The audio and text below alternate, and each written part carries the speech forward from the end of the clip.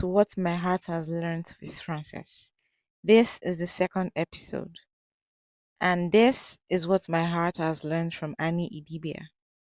If you are Nigerian or African, then you must have heard about Annie Idibia and her marriage to Two-Face Idibia. If you are not either, you might have to Google it.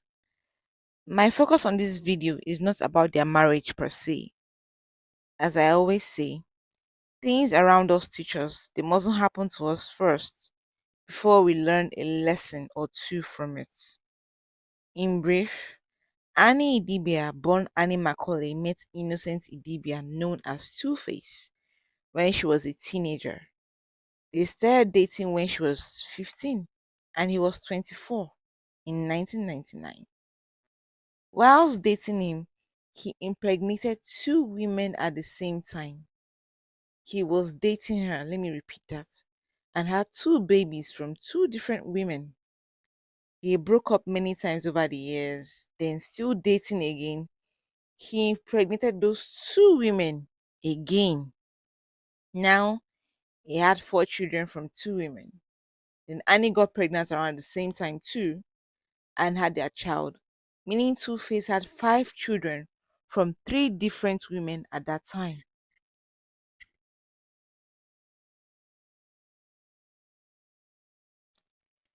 They broke up yet again. Then he threw a surprise party for her and proposed to her. They were not dating when he proposed to her.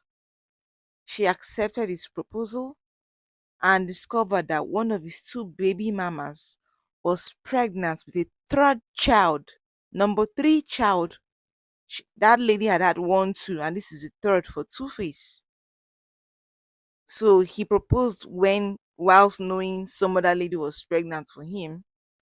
But Annie went ahead to marry this man, whilst another woman was pregnant with a third child for him.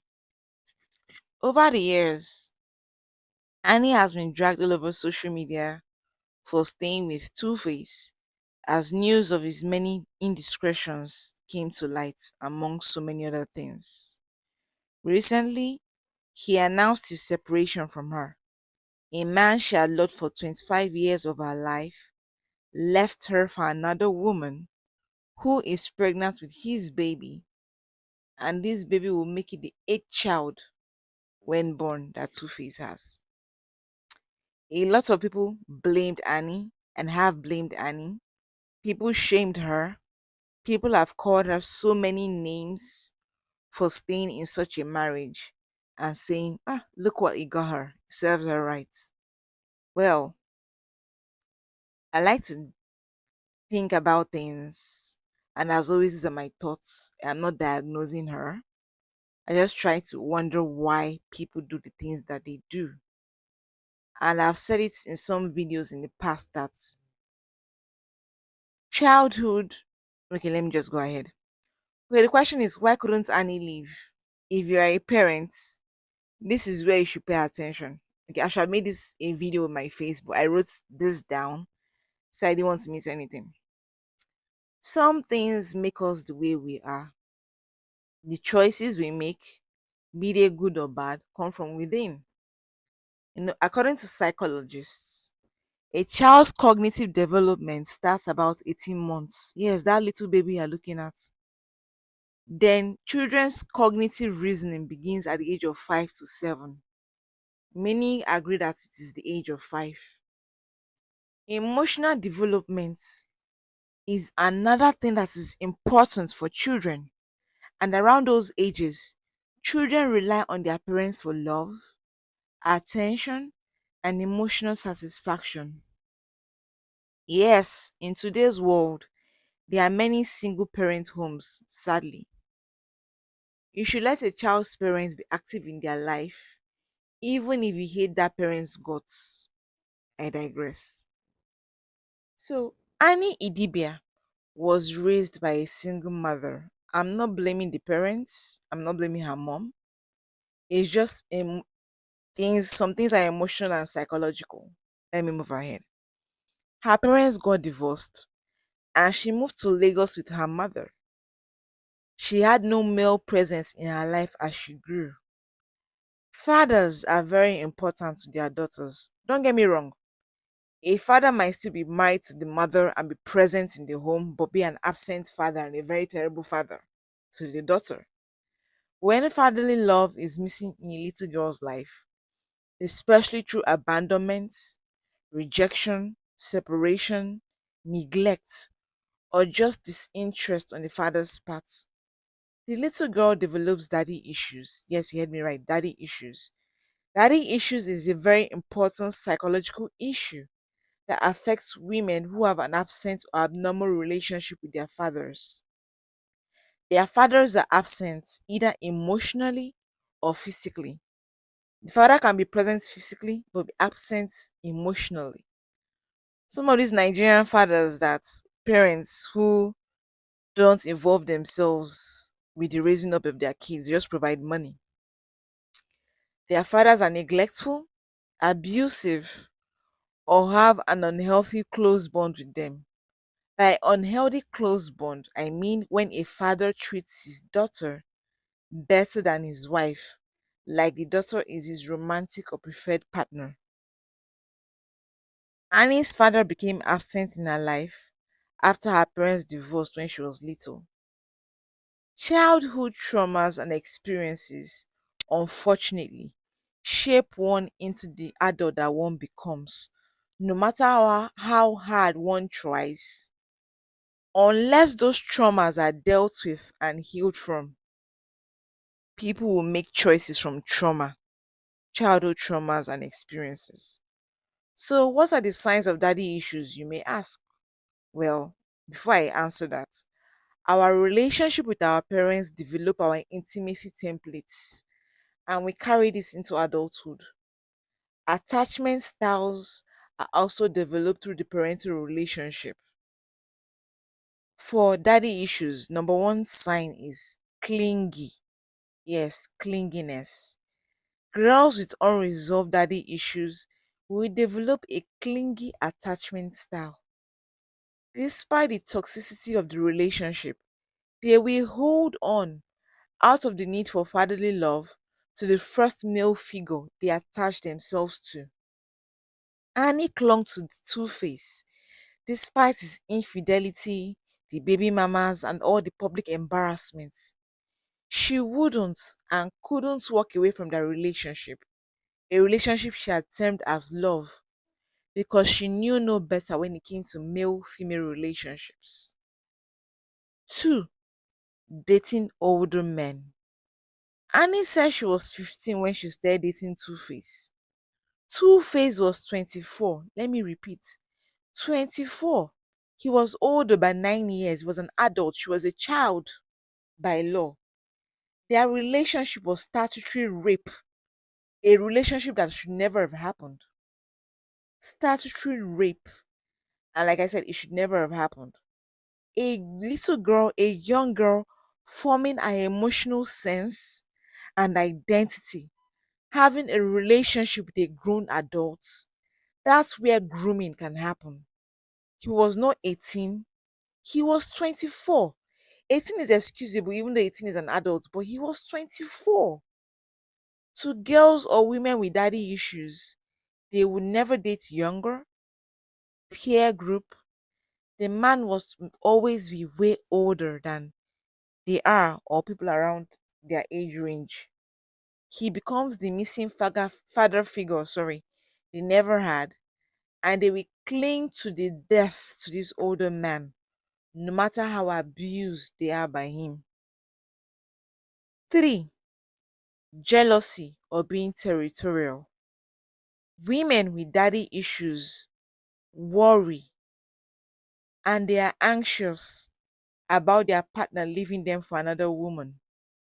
They suspect his every move and we do everything and anything to keep other women away from him. This certainly played out in Annie's relationship and marriage with Two-Face. 4. Low self esteem. A woman with daddy issues will always feel they are not good enough for their partner. He is the prize and not them. This definitely played out in Annie's marriage. Number 5. Fear of abandonment. A girl or woman with daddy issues needs constant reassurance from her partner that he will never leave and she is going to be in that relationship at all costs, you know, because her father physically, emotionally abandoned her, and the fear of that repeating forms in relationships when she becomes an adult moving forward. Such a girl or woman will do all sorts to please her man so he never leaves her. Number six, and let me go back to number five. No matter what he does, she will never leave that relationship. Number six, unhealthy or toxic relationship patterns. A girl that had a dysfunctional relationship with her father will find herself having the same kind of relationship with men. They will date the same kind of man repeatedly. And you keep wondering, why do I always date abusive men? Wait, my father was abusive and I married an abusive husband. Why do I always date cheats? My father cheated on my mom and I married a man that cheated on me, who is always cheating on me. They are unknowingly attracted to the same kind of men in different shapes, ages and sizes. The emotional atmosphere repeats over the years. It's the same kind of man, emotional wise.